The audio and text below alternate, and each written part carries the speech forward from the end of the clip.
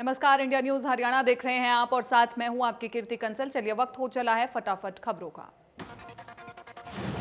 BJP प्रदेश अध्यक्ष OP Dhankhar Baroda उपचुनाव पर बोलते हुए कहा कि बड़ौदा उपचुनाव में बीजेपी ने एक अंतर्राष्ट्रीय पदक विजेता पहलवान को चुनावी मैदान में उतारा है। योगेश्वर बड़ौदा चुनाव में लोगों की पहली पसंद है। ओपी धनखड़ ने कहा कि बीजेपी जेजेपी मिलकर इस चुनाव में बड़ी जीत हासिल करेंगे। उन्होंने कहा कि लोग इस चुनाव में नए बड़ौदा के विकास के लिए मतदान करेंगे।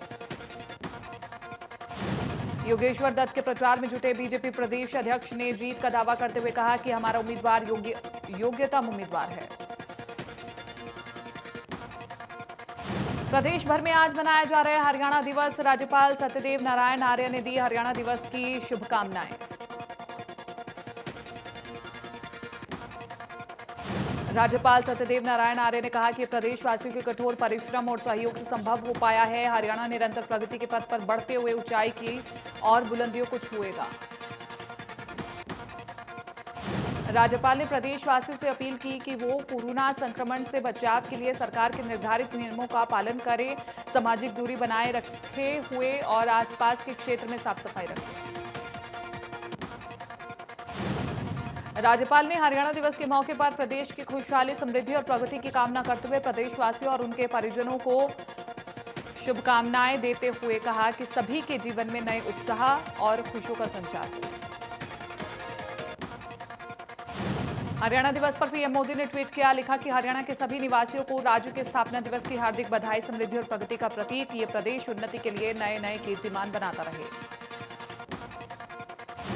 सीएम मनोहर लाल ने भी ट्वीट कर प्रदेशवासियों को दी शुभकामनाएं। लिखा कि आधुनिक हरियाणा के निर्माण में हर नागरिक का किसी न किसी रूप में योगदान है। मिलकर हरियाणा एक, हरियाणवी एक की अवधारणा को और मजबूत करे।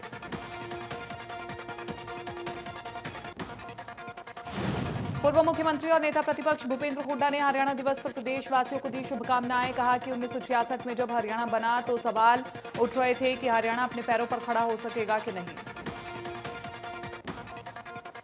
पूर्व सीएम हुड्डा ने कहा कि मुझे गर्व इस बात का है कि हम पंजाब से अलग होकर भी अपने पैरों पर खड़े हैं और पंजाब से आगे हैं। हरियाणा के लोगों ने जो मेहनत की उसकी वजह से हरियाणा ने अपनी पहचान बनाई।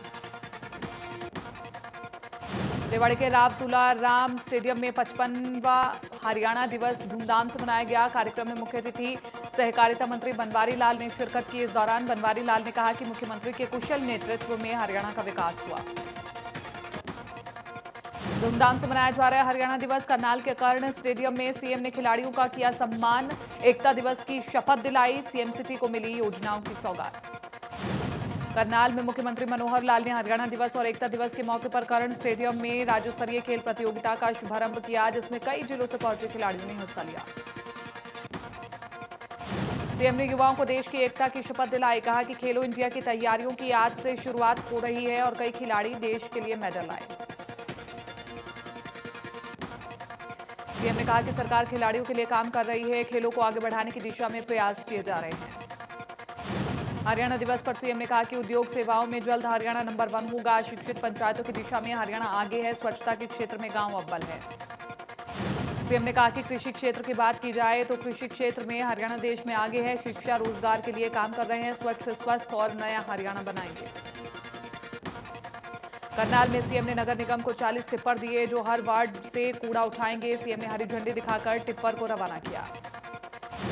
सीएम ने बताया कि शहर भर के 40 वार्डों को साफ सफाई के लिए गाड़ियों की जरूरत थी। जो कूड़ा उठाने में दिक्कत आती थी वो अब दूर हो गई है। सफाई कार्य जल्द ही होगा और कर्मचारियों को सुविधा मिलेगी।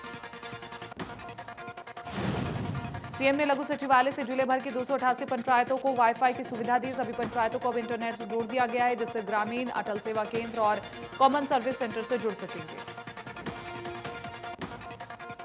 हरियाणा दिवस के मौके पर रोहतक के राजीव गांधी स्टेडियम में हुए कार्यक्रम में डिप्टी सीएम दुष्यंत चौटाला ने शिरकत की और खिलाड़ियों का मनोबल बढ़ाया। हरियाणा दिवस के मौके पर भिवानी के भीम स्टेडियम में कार्यक्रम आयोजित किया गया। कार्यक्रम में बिजली मंत्री रणजीत चौटाला मुख्य अतिथि थे और इस दौरान उन्होंने लोगों को बधाई दी और कहा कि हरियाणा ने पंजाब और हिमाचल से ज्यादा विकास किया। कैबिनेट मंत्री ने प्रदेशवासियों को हरियाणा दिवस की शुभकामनाएं दी और कहा कि जब से हरियाणा बना है उसने कृषि, उद्योग और शिक्षा के क्षेत्र में अपना नाम कमाया। पंचकुला में हरियाणा दिवस और राष्ट्रीय एकता दिवस पर ताऊ देवीलाल स्टेडियम में जिला स्तरीय समारोह हुआ, जिसमें विधानसभा अध्यक्ष ज्ञानचंद गुप्ता और खेल मंत्री संदीप सिंह ने शिरकत की। पलवल के नेताजी सुभाष चंद्र बोस स्टेडियम में जिला स्तरीय खेल प्रतियोगिताओं का आयोजन किया गया। खेल प्रतियोगिताओं का शुभारंभ विधायक दीपक मंगला ने किया। प्रतियोगिता में भाग लेने वाले खिलाड़ियों को राष्ट्रीय एकता की शपथ भी दिलाई गई। हरियाणा डे पर बोलते हुए केंद्रीय राज्य मंत्री रतनलाल कटारिया ने कहा कि आज बहुत खुशी का दिन है कि हरियाणा प्रदेश ने अपने गठन के 54 से भी ज्यादा वर्ष पूरे कर लिए। रतनलाल कटारिया ने कहा कि प्रदेश में भ्रूण हत्या के लिए प्रदेश सबसे ज्यादा प्रचलित था, लेकिन अब बेटी बचाओ बेटी पढ़ाओ अभियान की वजह से हम सीना तानकर सारे देश और दुनिया में घूम रहे हैं। बड़ौदा उपचुनाव में जीत का दावा करते हुए नेता प्रतिपक्ष हुड्डा ने कहा कि दावे के साथ कह सकता हूं कि उपचुनाव में कांग्रेस के उम्मीदवार की जीत होगी। हुड्डा ने कहा कि बड़ौदा उपचुनाव में तमाम मुद्दे हैं। आज जनता दुखी है, किसान बर्बादी की कगार पर है, गरीबों को प्लाट नहीं दिए गए हैं, व्यापारी परेशान और कर्मचारी सड़कों पर हैं। दीपेंद्र ने कहा कि पराली को लेकर के लिया गया फैसला चिंताजनक है। पराली जलाने पर 1 करोड़ का जुर्माना और सजा गलत है। सरकार पराली को लेकर के कोई सकारात्मक विकल्प दे। कृषि कानूनों पर किसानों के साथ खड़ी कांग्रेस का भी बिजली मंत्री समर्थन करते हुए नजर आए। उन्होंने कहा कि विपक्ष का काम आंदोलन को हवा देने का ही होता है। बड़ौदा उपचुनाव पर रंजीत चौटाला ने एक साफ जवाब दिया कि वहां मुकाबला खड़ा है और फैसला वहां के लोग करेंगे, लेकिन उम्मीद बीजेपी की जीत की ही है।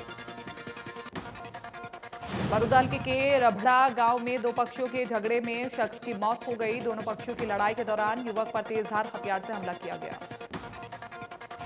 घटना के बाद से गांव में दहशत का माहौल है। सुरक्षा के मद्देनजर गांव में पुलिस बल तैनात किया गया है। पुलिस का कहना है कि मामले की जांच की जा रही है, जल्द आरोपियों की गिरफ्तारी कर ली जाएगी।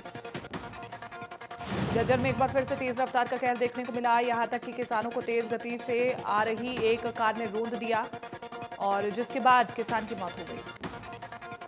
मृतक की पहचान गांव मातनहेल निवासी 46 वर्षीय सतबीर के रूप में हुई है। हादसा उस दौरान हुआ जब मृतक अपने खेत में फसलों को पानी देकर घर वापस लौट रहा था। झज्जर के गांव में कुत्ते को लेकर के हुए विवाद में गोलियां चल गई। इसमें एक 19 साल के युवक की उपचार के दौरान मौत हो गई। पुलिस ने 4 लोगों को गिरफ्तार भी कर लिया है। मामला 1 महीने पुराना है, लेकिन हमलावरों की गोली का शिकार हुए युवक ने बीती रात दम तोड़ा है, जिसके बाद पुलिस ने मृतक परिवार के शिकायत पर 8 लोगों के खिलाफ हत्या का मामला दर्ज कर लिया है। सोनीपत की CIA 1 पुलिस ने बड़ी सफलता हासिल करते हुए लूट की वारदातों को अंजाम देने वाले 7 सदस्यीय गिरोह को गिरफ्तार किया, जो हथियार के बल पर लूट की वारदात को अंजाम देते थे। पुलिस ने अदालत में पेश कर 7 दिन के पुलिस रिमांड पर लिया है, ताकि इनसे और वारदातों से भी पर्दा उठ सके। पलवल घर में सो रही महिला का रात के समय अपहरण कर रेप किया गया। रेप की बात किसी को बताने पर जान से मारने की धमकी दी गई। महिला थाना पुलिस ने पीड़िता की शिकायत पर नामजद आरोपी के खिलाफ मामला दर्ज कर लिया है। आरोपी फिलहाल पुलिस की गिरफ्त से बाहर है। निकिता हत्याकांड मामले को लेकर के बल्लभगढ़ में सर्व समाज की महापंचायत हुई। महापंचायत को लेकर के दशहरा मैदान में भारी पुलिस बल तैनात रहा। पंचायत के बाद लोगों ने हंगामा किया। महापंचायत के बाद लोगों का काफिला हाईवे की तरफ निकला और पत्थरबाजी की गई। भीड़ को रोकने के लिए पुलिस ने लाठीचार्ज किया। गृह मंत्री अनिल विज ने कहा कि लव जिहाद पर रोक लगाना लाजमी हो गया है और हरियाणा सरकार भी लव जिहाद के खिलाफ कानून बनाने पर विचार कर रही है। हिसार से सांसद बृजेंद्र सिंह ने शहीद के परिजनों के साथ शहीद पारस राम की मूर्ति का अनावरण किया और श्रद्धांजलि दी। इस मौके पर सांसद बृजेंद्र सिंह ने जनसभा को संबोधित करते हुए कहा कि सीमा पर डटे भारत मां के इन सच्चे सपूतों की खातिर ही हम सब देशवासी चैन की नींद सो पाते हैं। करनाल में चोरनी गैंग सक्रिय हो गया है। रामनगर इलाके से कपड़े की दुकान से 4 महिलाएं सूट से भरा पूरा थैला उठाकर रफूचक्कर हो गई। चोरी की घटना CCTV में कैद हो गई। नूंह में बाल कल्याण विभाग की ओर से बाल महोत्सव पर चलाई जा रही ऑनलाइन प्रतियोगिता को लेकर के बाल कल्याण अधिकारी ने मोहल्ला पाठशालाओं का दौरा किया और प्रतियोगिताओं में ज्यादा से ज्यादा बच्चों के जोड़ने की अपील की। बाल कल्याण अधिकारी ने कहा कि मल्टी टैलेंटेड छात्रों को ज्यादा से ज्यादा प्रतियोगिता में भाग दिलवाना चाहिए, ताकि उनकी छुपी हुई कौशल प्रतिभा उभर करके सामने आ सके और उनका विकास हो सके। खाद्य आपूर्ति विभाग के ACS PK दास ने कहा कि प्रदेश में अभी तक हुई 49 लाख टन धान की खरीद हुई है, वहीं 42 लाख टन धान राइस मिलों में पहुंचाया गया। PK दास ने कहा कि प्रदेश में तीनों एजेंसियों ने 4500 करोड़ रुपए का भुगतान किया है। साथ ही 25 तारीख तक का भुगतान किसानों और व्यापारियों के खातों में पहुंचा दिया गया है। सरकार सहकारिता विभाग के माध्यम से किसानों को कम ब्याज पर क्रॉप लोन देने की नई योजना बना रही है और इस योजना के तहत 0% ब्याज पर ऋण मिलेगा। अंबाला में हरियाणा मेडिकल काउंसिल द्वारा कोरोना वॉरियर्स के लिए सम्मान अवार्ड का आयोजन किया गया। कार्यक्रम में हरियाणा के स्वास्थ्य मंत्री अनिल विज ने मुख्य अतिथि के तौर पर शिरकत की। इस दौरान अनिल विज ने कोरोना के साथ लड़ाई में शहीद हुए डॉक्टर्स के परिजनों को सम्मानित किया। कार्यक्रम के दौरान डॉक्टर्स कई बार भावुक भी दिखाई दिए, जिन्हें अनिल विज संभालते दिखे। अनिल विज ने कोरोना पर बोलते हुए कहा कि छिपे हुए दुश्मन से हमारी लड़ाई है। इस लड़ाई को आने वाली पीढ़ियों तक याद किया जाएगा और इसका इतिहास लिखा जाएगा। सिरसा में कोरोना संक्रमण के 59 नए मामले सामने आए। जिले में एक्टिव केसों की संख्या 496 है। फरीदाबाद में युवक की पत्थरों से पीट करके हत्या कर दी गई। घटना गांव मचगर की है। आपसी रंजिश के तहत परिवार के लोगों ने ही युवक को मौत के घाट उतारा। परिवार वालों ने चचेरे भाई और उसके साथियों पर आरोप लगाया।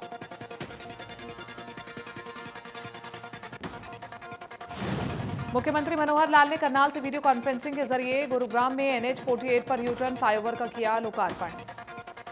सीएम मनोहर लाल ने इस दौरान कहा कि लगभग 52 करोड़ रुपए की लागत से बने इस फ्लाईओवर से लोगों को बड़ी राहत मिलेगी।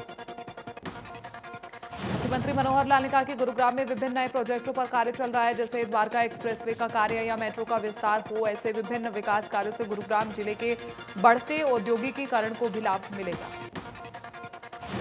रादौर में हाईवे के किनारे खराब खड़े ट्रैक्टर ट्रॉली के कारण ट्रक अनियंत्रित होकर के कैंटर से जा टकराया। हादसे में ट्रक ड्राइवर और क्लीनर घायल हो गए। हादसे के चलते हाईवे पर कुछ समय के लिए जाम लग गया। करनाल में कार ने एक बाइक को टक्कर मार दी, जिसमें एक खोया खिलाड़ी की मौत हो गई। खिलाड़ी सीख पाथरी गांव का रहने वाला है।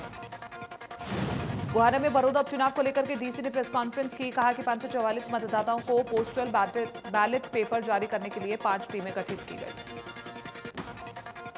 डीसी ने कहा कि आदर्श आचार संहिता की उल्लंघना को लेकर के लोगों को ऐप की सुविधा दी गई, जिस पर कोई भी व्यक्ति शिकायत दर्ज करवा सकता है। हेल्पलाइन नंबर पर भी सूचना और शिकायतें दी जा सकती हैं। डीसी ने बताया कि ऐप पर आदर्श आचार संहिता की अवहेलना की और अब तक 63 शिकायतें दर्ज कराई गई हैं। इनमें से 31 शिकायतें सही पाई गई हैं।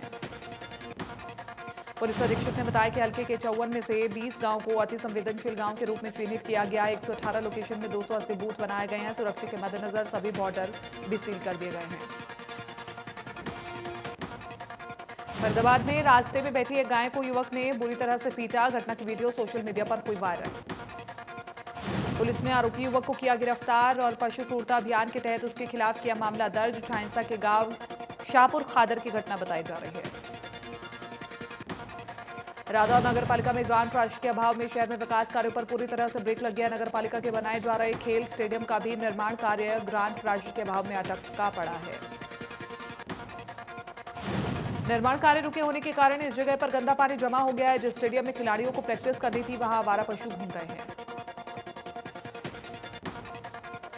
खेल स्टेडियम के अभाव में खिलाड़ियों में भी रोष देखा जा रहा है। उनका कहना है कि अब उन्हें जोखिम में डाल करके सड़कों पर प्रैक्टिस करने पर मजबूर होना पड़ रहा है। जम्मू कश्मीर में पुलिस और सुरक्षा बलों ने संयुक्त ऑपरेशन में हिजबुल मुजाहिदीन के चीफ कमांडर सैफुल्लाह को मार गिराया है। डीजीपी दिलबाग सिंह के मुताबिक चंद रोज पहले हुई बीजेपी के 3 कार्यकर्ताओं की हत्या के पीछे सैफुल्लाह का ही हाथ था। सेना ने 72 घंटों के अंदर ही बीजेपी नेताओं के हथियारों का काम तमाम कर दिया। बिहार के छपरा में चुनावी रैली को संबोधित करते हुए पीएम मोदी ने कहा कि छपरा की भीड़ को देखकर अंदाजा हो गया है कि बिहार में एनडीए की सरकार बनने वाली है और भीड़ देखकर विपक्षी दलों के लोग बौखला गए हैं। पीएम मोदी ने कहा कि बीजेपी और एनडीए के लिए आपका ये प्रेम कुछ लोगों को अच्छा नहीं लग रहा है। उनकी हताशा, निराशा, उनकी बौखलाहट, उनका गुस्सा बिहार की जनता बराबर देख रही है। पीएम नरेंद्र मोदी ने कहा कि पहले चरण में लोगों ने भारी मतदान किया है। पहले चरण के मतदान का जो विश्लेषण किया गया उससे साफ नजर आ रहा है कि नीतीश कुमार के नेतृत्व में एनडीए की सरकार दोबारा बन रही है। पीएम मोदी ने कहा कि बिहार में एक और विकास का डबल इंजन है तो दूसरी ओर डबल युवराज भी हैं। इनमें से एक डबल युवराज तो जंगल राज का युवा राज है। डबल इंजन वाली एनडीए सरकार बिहार के विकास के लिए प्रतिबद्ध है। पीएम मोदी ने छठ पर्व की चर्चा करते हुए बिहार की महिलाओं को संबोधित किया। कहा कि कोरोना काल में किसी मां को ये चिंता करने की जरूरत नहीं कि छठ पूजा का कैसे मनाया जाएगा। देश में 24 घंटे में 46,715 नए केस मिले। 467 मरीजों की मौत हुई। 81,82,000 से ज्यादा टोटल केस और 5 लाख से ज्यादा केस। महाराष्ट्र में कोरोना से एक दिन में 74 मरीजों की हुई मौत। कुल मौत का आंकड़ा हुआ 43,911 और अब भी 1,23,585 केस एक्टिव। तमिलनाडु में कोरोना से हाहाकार और एक दिन में आए 2,511 नए केस। अब भी 22,164 से ज्यादा केस एक्टिव। अब तक 11,122 से ज्यादा की मौत। उत्तर प्रदेश में कोरोना से लोगों का बुरा हाल। एक दिन में मिले 1,781 नए केस। अब तक 4,51,070 से ज्यादा मरीज ठीक। राजस्थान में कोरोना के 15,000 से ज्यादा केस एक्टिव। एक दिन में 1,780 नए केस आए सामने। मरीजों का आंकड़ा हुआ 1,96,000 के पार। दिल्ली में लगातार बढ़ रहा है कोरोना का संक्रमण। 24 घंटे में सामने आए 5,062 नए केस। 41 लोगों की हुई मौत। आंध्र प्रदेश में एक दिन में आए कोरोना के 2,783 नए केस। मरीजों का आंकड़ा हुआ 8,23,000 के पार। हरियाणा में कोरोना मरीजों का आंकड़ा हुआ 1,67,000 के पार। पिछले 24 घंटे में मिले 1,743 नए मरीज।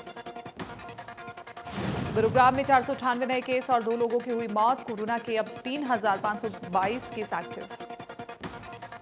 फरीदाबाद में कोरोना संक्रमण के 1,252 केस एक्टिव। 25,297 मरीजों कोरोना के कुल आए केस। सोनीपत में 102 और हिसार में 201 लोगों की कोरोना की पुष्टि। रोहतक में 114 नए मामले मिले। पूरी दुनिया में कोरोना के आंकड़े हुए 4,63,00,000 के पार और अब तक 12 लाख से ज्यादा मरीजों ने गंवाई जान। अमेरिका में कोरोना ने जमकर के मचाई तबाही। कुल मरीजों की संख्या 94 लाख के पार। अब तक 60,62,000 से ज्यादा मरीज ठीक। कोरोना के मामले में पूरी दुनिया में तीसरे नंबर पर ब्राजील। अब तक 1,59,000 से ज्यादा मरीजों ने कोरोना के चलते गंवाई जान। रूस में कोरोना के मरीजों की लगातार बढ़ रही है संख्या। कुल मरीजों की संख्या हुई 16,18,000 के पार।